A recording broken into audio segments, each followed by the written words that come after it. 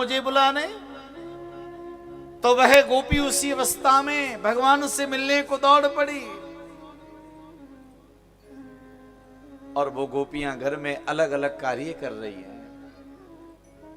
कोई गोपी गाय माता से दुग्ध दोहन कर रही है, कोई गोपी आंगन में चौका लगा रही है, कोई गोपी स्नान कर रही है, कोई श्रृंगार कर रही है, कोई भोजन बना रही है, कोई अपने बच्चे को दूध पिला रही है, कोई पति की सेवा कर रही है, कोई अतिथि सत्कार कर रही है। सब गोपियां अपने घर में अलग अलग कार्यों में संलग्न है महाराज।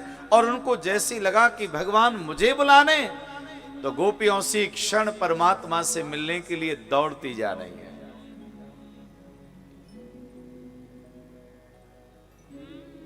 इन गोपियों ने क्या छोड़ा है वो बताया यहां पर।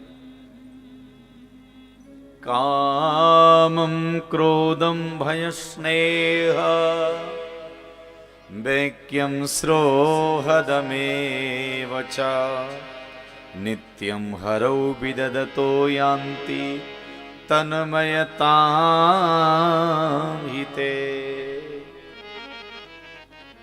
गोपियों ने काम छोड़ा है, क्रोध छोड़ा है, लोभ छोड़ा है, भय छोड़ा है, राग द्वेष को छोड़ा है। भैया ये बताओ, इन सारी चीजों में से हमने किसी को छोड़ा है?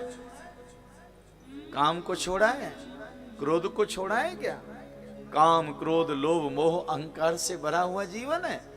ब्रज गोपियों ने सबको त्यागा और सबको त्याग करके परमात्मा की शरण में जा रही हैं। भगवान सुखदेव ये संकेत देना चाहते हैं जीव मात्र के लिए, यदि परमात्मा की शरण में जाना चाहते हो तो ये सब आपको त्यागना पड़ेगा।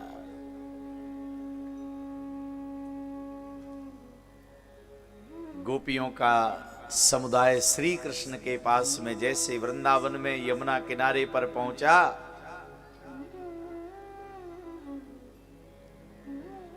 तो मेरे ठाकुर जी ने सबका स्वागत किया है। और ये परमात्मा की कृपा है, मैंने भगवान सबका आदर करते हैं। भगवान के दरबार में, भगवान के मंदिर में, भगवान की कथा में कोई चला जाए, भगवान सबका आदर करते हैं, स्वागत करते हैं। ये परमात्मा की उदारता है।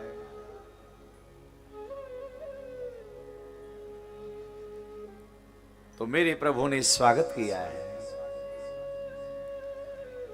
स्वागतं वो महाभाग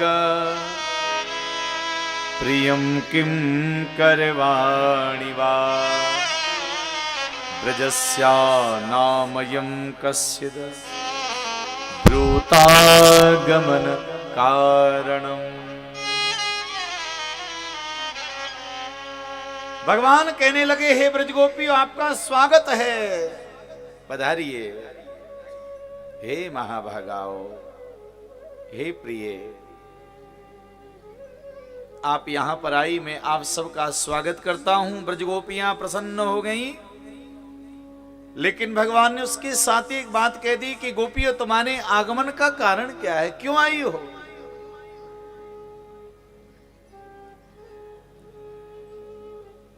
ब्रजगोपियों ने कहा, वंशी का निनाद करके परमात्मा ने हमको बुलाया। भगवान ही कह रहे हैं, क्यों आई हो? प्रभु आपने तो हमको बुलाया। लेकिन गोपियों ने कुछ कहा नहीं।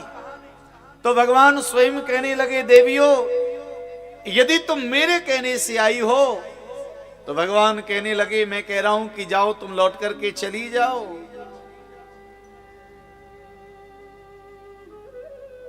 गोपियों ने कुछ कहा नहीं, भगवान स्वयं प्रश्नोत्तर कर रहे हैं। भगवान कहने लगे, देवी, इस प्रकार से रजन्य शाम घोर रूपा घोर सत्व निवेशिता, इस रात्रि के वेला में अकारण किसी स्त्री को महाराज इस प्रकार से अकेले किसी वन में जाना, वन प्रदेश में जाना, ये ठीक नहीं है।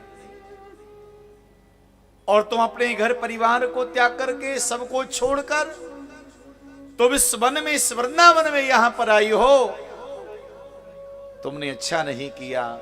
इसलिए अगर मेरी बात मानती हो तो गोपियों, जाओ, तुम लौट करके चली जाओ।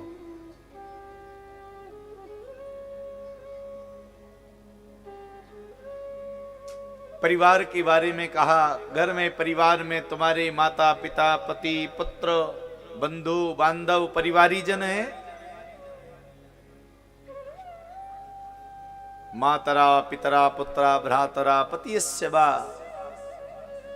उन सबको छोड़ करके यहां पर आई हो देवियों, जाओ लौट करके चली जाओ।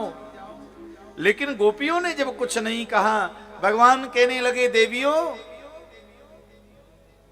इस प्रकार से अपने पतियों का त्याग करके अपने घर परिवार को छोड़कर यहां पर आना, ये मर्यादा के विपरीत है। एक नारी के लिए, एक स्त्री के लिए उसका पति उसका भगवान है महाराज। और मेरे कन्हैया ने श्रीमद् भागवत जी में बड़ी सुंदर एक बात कही है, पति कैसा भी क्यों ना हो, दुस्सीलो दुर्भगो वृद्धो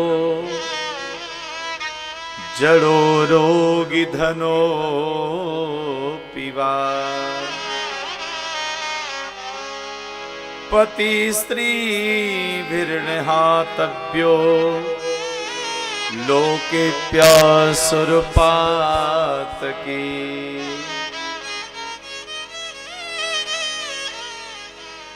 पति कैसा भी हो, दुस्सील हो, दुर्भाग्य वाला हो, जड़ हो, मूर्ख हो, कामी हो, पापी हो, कैसा भी क्यों ना हो, लेकिन पत्नी के लिए सदैव वंदनीय प्रणम्य होता है।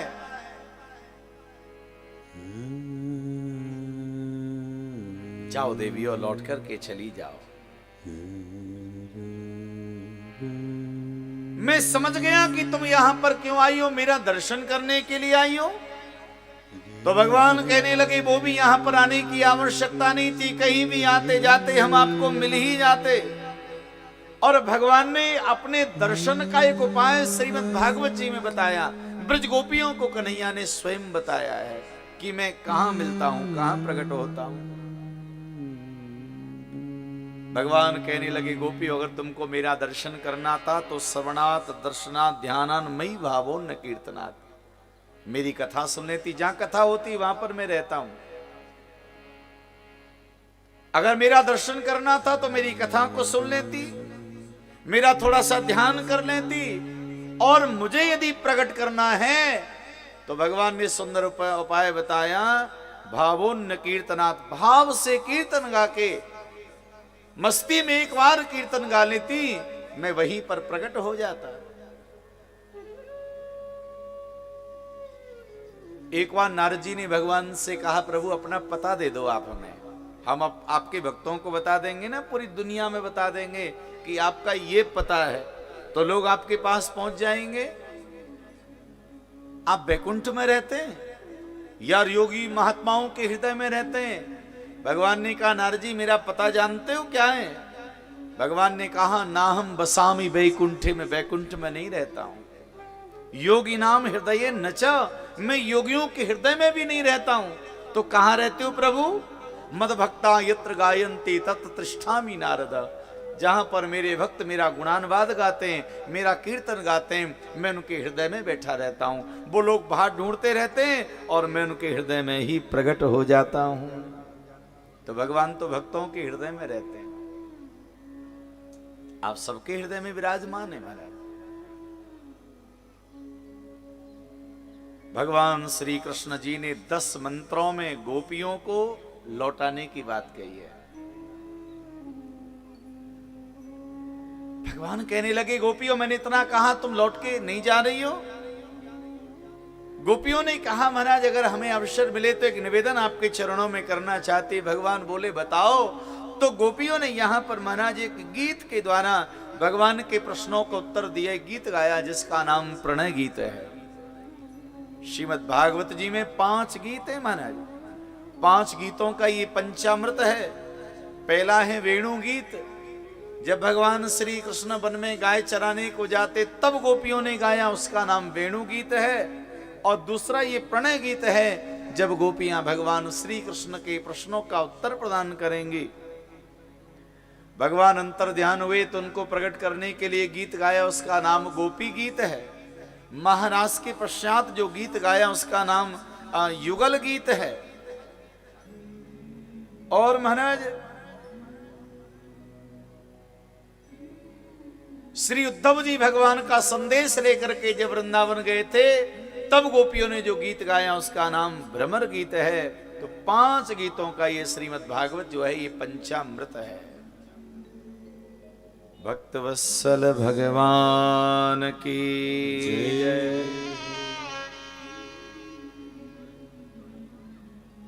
ब्रज गोपियों ने कहा, कन्हैया आपने जो भी कहा बिल्कुल सत्य कहा, एक बात भी झूठी नहीं कही आपने, एकदम सत्य कहा। पर हम आपकी शरण में आई है ना, तो हम इतना जानते प्रभु सबसे ज्यादा प्रिय आपको क्या है? भक्त प्रिय हैं।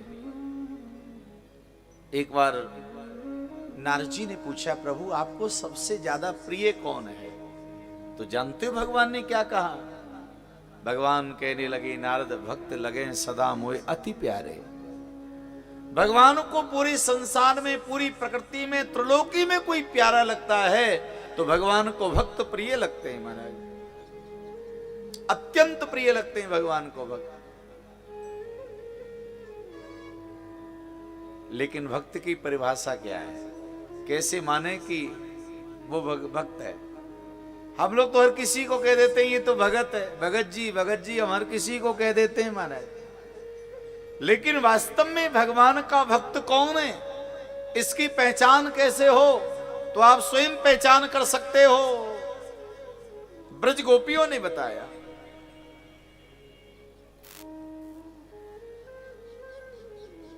भक्ता भजस्य दुर्वग्रह माम त्वजास्मान्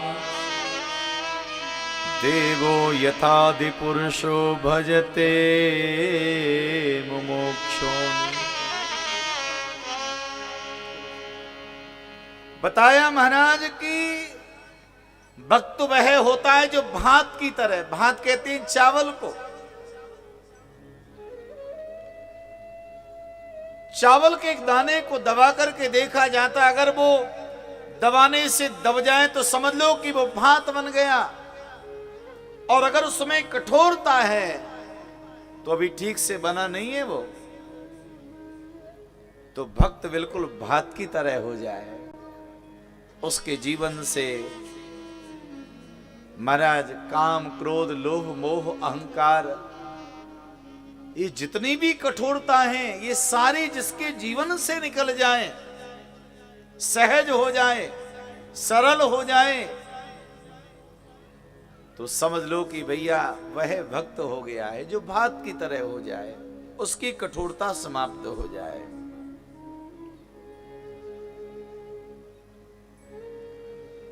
महाराज